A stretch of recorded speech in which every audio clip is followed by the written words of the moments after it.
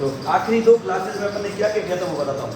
सबसे पहले अपन ने सीखा था कि वेपर प्रेशर क्या होता है। किसी भी बीकर के अंदर अगर कोई लिक्विड है ना, तो लिक्विड के मॉलिक्यूल्स कुछ गैस पार्टिकल में कन्वर्ट हो जाते हैं, वेपर में कन्वर्ट हो जाते हैं, और इसको अगर कवर कर दूँ लिड से ना, ढक्कन दे दें इसके ऊपर, तो इसके कारण अंदर जो प्रेशर बनता था, मान लो लिक्विड ए था तो ऊपर जो प्रेशर बनता था उसको क्या बोला जाता था?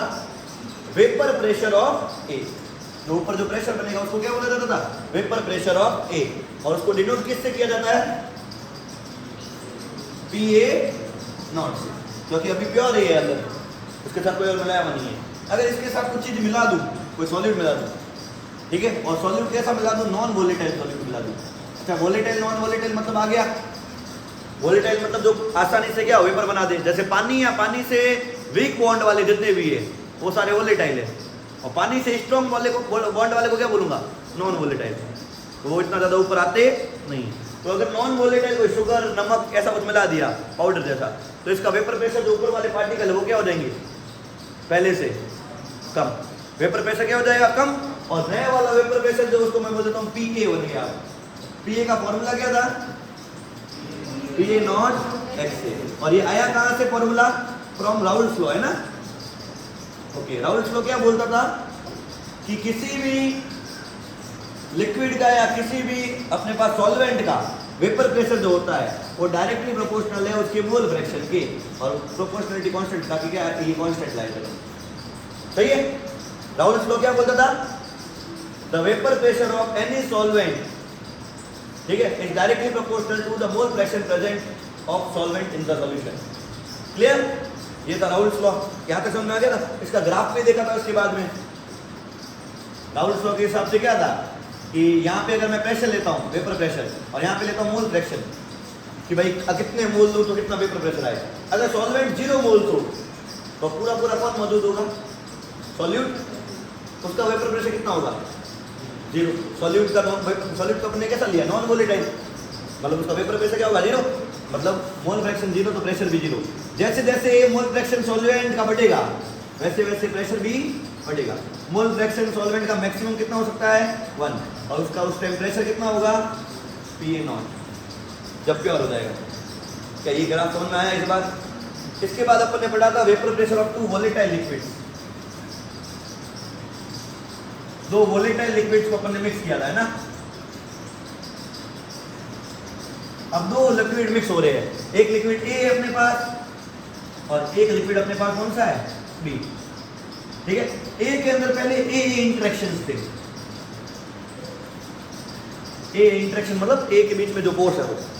B के अंदर कौन से इंटरेक्शन मान लेते हैं अपन? B इंटरेक्शन, क्योंकि B के सामने उसमें अंदर कौन है? ओनली एंड ओनली B है। B जब दोनों को मिक्स करके एक सॉल्यूशन बनाया जाएगा तो इसमें नए इंटरेक्शंस आएंगे। वो नए इंटरेक्शन हो सकता है पहले वाले इंटरेक्शन के जैसे हो सकता है पहले वाले इंटरेक्शन से ज्यादा हो सकता है पहले वाले इंटरेक्शन से वीक हो। अगर पहले के जैसे है तो अपन कहेंगे वो आइडियल सॉल्यूशन है। कैसा है? आइडियल। अगर पहले से स्ट्रॉन्ग या वीक फोर्स हो गए अगर, तो अपन बोलेंगे नॉन आइडियल सॉल्यूशन। स्ट्रॉन्ग हो गए तो वेपर प्रेशर क्या हो जाएगा? कम, तब बोलेंगे negative deviation from Raoult's law. Weak हो गए फोर्सेस तब क्या बोलेंगे? Positive deviation from Raoult's law. ये 2 तरह के होते हैं नॉन आइडियल सॉल्यूशन, एक पॉजिटिव डेविएशन वाला और एक नेगेटिव डेविएशन वाला। समझ में आ रही है बात? ओके। और इसके अंदर एक ग्राफ भी देखा था अपन ने जो राउल्स लॉ को फॉलो कर रहा है उसके लिए। ए और बी के मिला के एक लाइन यूं जाएगी, ये मान लो ए के लिए तो PA नॉट पहुंचाएगा, और यहाँ मोल फ्रैक्शन A 0 है, यहाँ मोल फ्रैक्शन ऑफ A कितना है?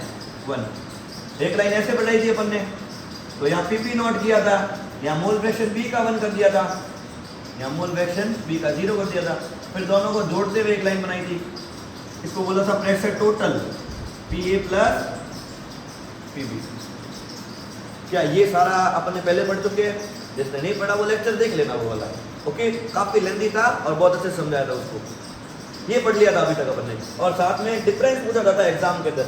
आइडियल सॉल्यूशन और नॉन आइडियल में डिफरेंस क्या है? आइडियल सॉल्यूशन क्या है? जहां interaction between molecule are identical between all the molecule in the solution. Interaction क्या है? आइडेंटिकल है। इंटरेक्शन पहले के जैसे जैसे है ना, okay, A B interaction are similar to A and B interaction.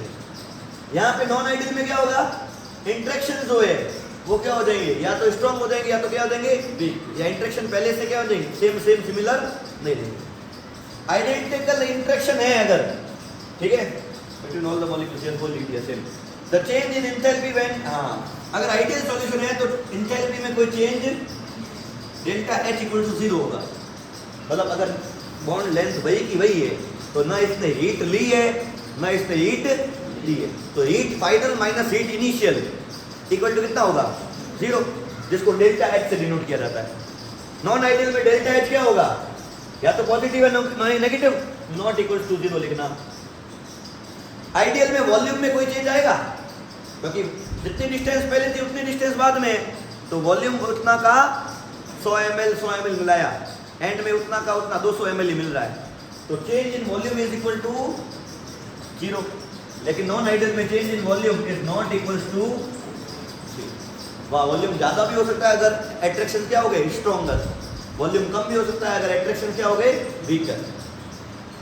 क्या ये बात सबको समझ में आ रही है? पक्का, कोई दिक्कत नहीं है अभी तक, ठीक है। इसके बाद हाँ, इसके बाद एक एग्जांपल सबको याद करना है। आइडियल के तुमको बताए थे, बेंजीन टोलुइन ले लो, ओके, क्लोरोइथेन ब्रोमोइथेन ले लो, हेप्टेन ऑक्टेन ले लो, ऐसा कोई सिमिलर सॉल्यूशन आइडियल सॉल्यूशन की तरह बिहेव करेगा, ओके, क्लोरोबेंजीन ब्रोमोबेंजीन, ठीक है। नॉन आइडियल सॉल्यूशन की एग्जांपल ऐसे किए थे हमने, देखो नॉन आइडियल में अपने पास दो पार्ट थे, या था पॉजिटिव डेविएशन या कैसा था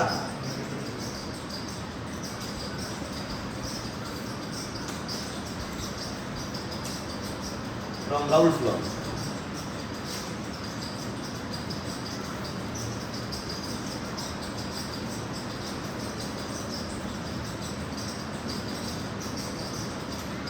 अच्छा मुझे बताओ पॉजिटिव डेविएशन और नेगेटिव डेविएशन में पहले से स्ट्रॉन्ग फोर्स किस में हुए?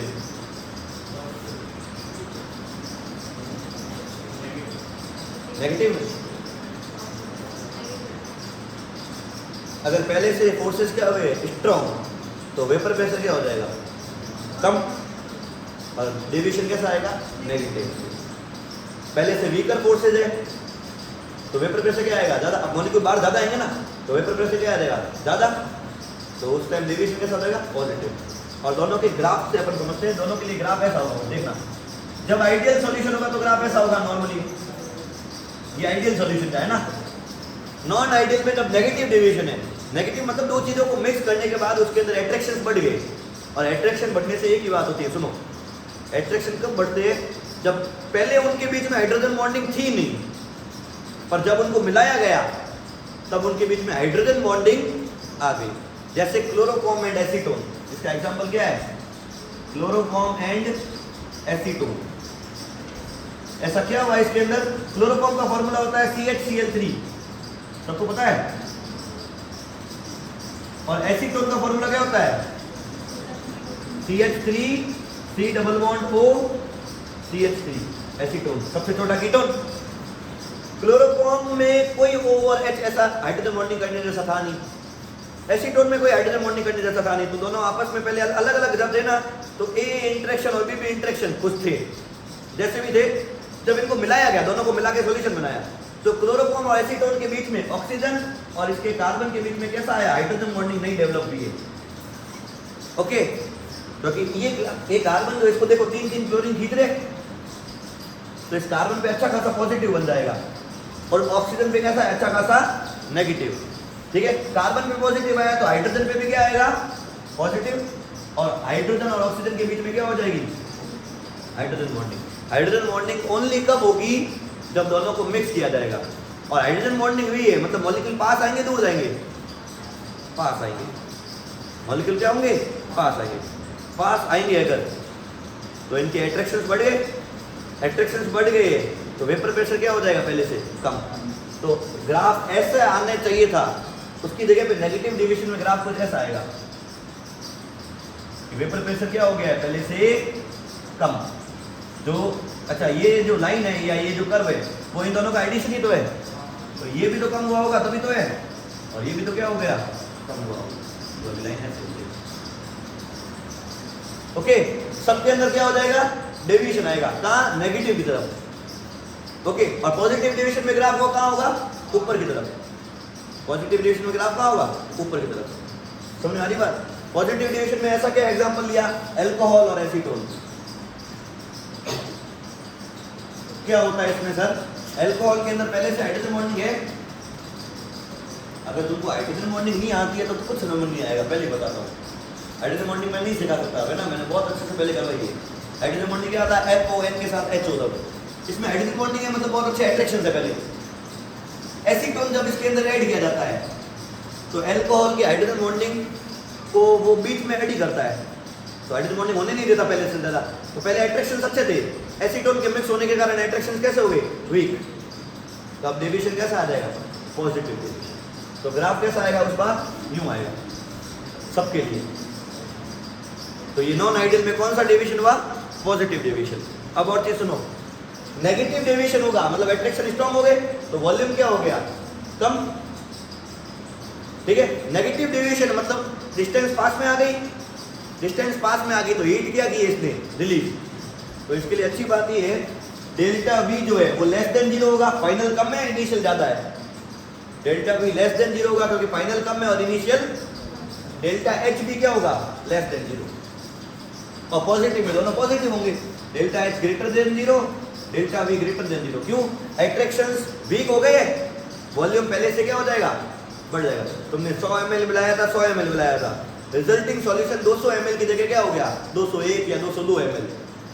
तो क्या वॉल्यूम बढ़ाया है क्या उसमें? वॉल्यूम बढ़ा नहीं है, उसके अंदर हुआ क्या? अट्रैक्शंस वीक हो गए, तो मॉलिक्यूल्स दूर हो गए बस, इसलिए वॉल्यूम बढ़ा है।